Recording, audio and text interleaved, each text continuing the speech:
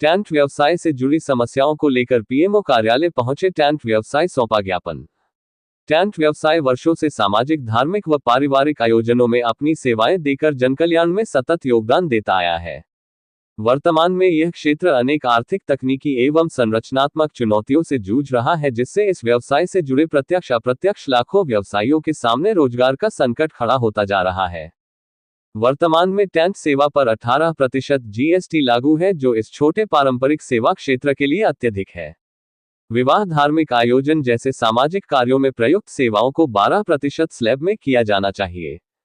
वर्तमान में सामाजिक आयोजनों में कैटरिंग सेवाओं का निर्धारण न होने से यह व्यवसाय अत्यंत चुनौतीपूर्ण होता जा रहा है।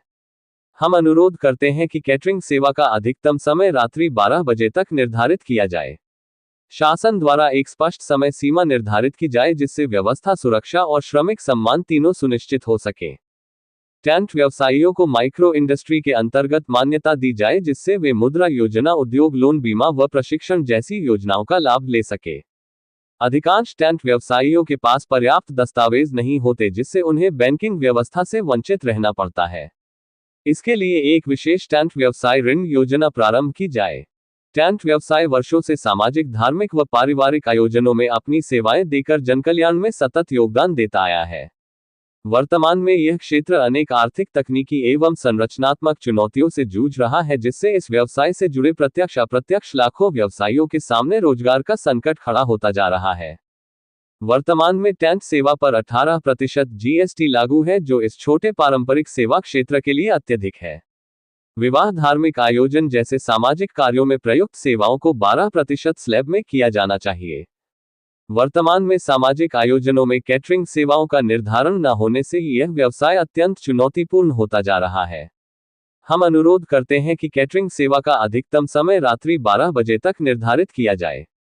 शासन द्वारा एक स्पष्ट समय सीमा निर्धारित की जाए, जिससे व्यवस्था, सुरक्षा और श्रमिक सम्मान तीनों सुनिश्चित हो सके। टेंट व्यवसायियों को माइक्रो इंडस्ट्री के अंतर्गत मान्यता दी जाए, जिससे वे मुद्रा योजना, उद्योग लोन, बीमा व प्रशिक्षण जैसी योजनाओं का लाभ ले सके। अधिकांश टेंट व्यवसायियों के पास पर्याप्त दस्तावेज नहीं होते, जिससे उन्हें बैंकिंग व्यवस्था से वंचित रहना पड़ता है। इसके लिए एक विशेष टेंट व्यवसाय ऋण योजना प्रारंभ की जाए। मैं मनोज रावत अच्छो, महामंत्री वाराणसी टेंट व्यवसायिक एसोसिएशन। और कल हम लोगों ने एक प्रेस वार्ता की थी, जिसमें आप सभी बंधुओं को बताया था कि टेंट और कैटरिंग से जुड़े व्यवसायियों के कुछ आधारभूत मांगे हैं, जो कि हमारे उत्तर प्रदेश टेंट व्यापारी एसोसिएशन ने एक अभियान के तहत पूरे प्रदेश के सभी जिलों में जिलाधिकारी के माध्यम से और माननीय मुख्यमंत्री जी और पीएमओ कार्यालय को पत्रक, चिट्ठी के माध्यम से और वित्त मंत्री को भी चिट्ठी के माध्यम से भेजने का आज अभियान था। और उसी के तहत आज हम लोग पीएमओ कार्यालय भी गए थे, क्योंकि माननीय नरेंद्र मोदी जी हमारे सांसद भी हैं और सौभाग्य से हमारे प्रधानमंत्री भी हैं। तो हम सबको यही उम्मीद है कि हमारी बात बनारस से जो आवाज उठेगी वो जरूर माननीय प्रधानमंत्री जी तक पहुंचेगी, वित्त मंत्री तक पहुंचेगी और टेंट और कैटरिंग से जुड़े सभी व्यापारी भाइयों को राहत मिलेगी। मूल मांगे क्या थी? जैसा कि आप सब जानते हैं कि भारत में शादी एक संस्कार के रूप में, एक धर्म के अनुष्ठान के रूप में लिया जाता है, और इस पर 18% जो जीएसटी है किसी तरीके से न्याय संगत नहीं है। और आप कल्पना कर सकते हैं कि एक गरीब आदमी है जिसकी बेटी की शादी हो रही है और उससे हम 18% जीएसटी मांगे, तो ये कितना ही घोर पाप की तरह लगता है। तो हम लोग बस यही चाहते हैं कि इस व्यवस्था को सुधार किया जाए और इस व्यापार जीएसटी का दर कम किया जाए या हमें जीएसटी मुक्त किया जाए। बाकी कार्यों के लिए आप जीएसटी लें हमसे, मगर शादी ब्याह जैसे धार्मिक कार्यों के लिए जीएसटी विरक्त होना चाहिए। अगर आपकी मांगे पूरी नहीं होती है तो आप लोग का अगला कदम क्या रहेगा, किस तरह रुख करेंगे? देखिए, जैसा आप सब जानते हैं कि माननीय योगी जी प्रदेश में प्रत्येक व्यापारी के कष्ट को सुनते हैं और उनके उत्थान के लिए कार्य कर रहे हैं। तो हम भी ऐसे नाउम्मीद नहीं है, उम्मीद है हमें कि माननीय योगी जी जरूर हम लोग की बात सुनेंगे। और नहीं सुनेंगे तो लोकतांत्रिक माध्यम है हमारे पास, हम पहले पत्रक के माध्यम से हर तरीके से उन्हें सूचित करेंगे, फिर एक डेट, एक दिन निर्धारित करेंगे, उनसे मिलने का प्रयास करेंगे। और अगर ऐसा कुछ नहीं होता है, जैसा कि हमें उम्मीद नहीं है, कुछ न कुछ अवश्य होगा, तो उसके बाद आंदोलन को बाध्य होंगे।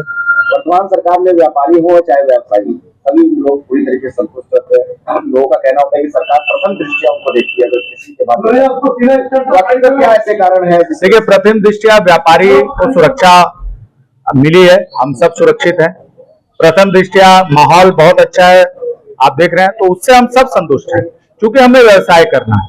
देखिए हमारे यहाँ छोटे व्यापारी हैं जो 18% जीएसटी नहीं दे पा रहे हैं। उसका सबसे छोटा एक उदाहरण देना चाहता हूँ कि यदि किसी बड़े व्यक्ति की शादी है, वो किसी 5 स्टार होटल में अगर शादी करता है तो उसे सिर्फ 5% जीएसटी देना होता है, और वैसे एक आम आदमी अगर अपने घर पे टेंट लगा के शादी कराना चाहता है तो 18% जीएसटी दें। तो ये थोड़ी विसंगतियां हैं। हम सब जानते हैं कि माननीय वित्त मंत्री जी और माननीय प्रधानमंत्री जी अवश्य इसको संज्ञान में लेंगे और हम सबके कष्ट को दूर करेंगे।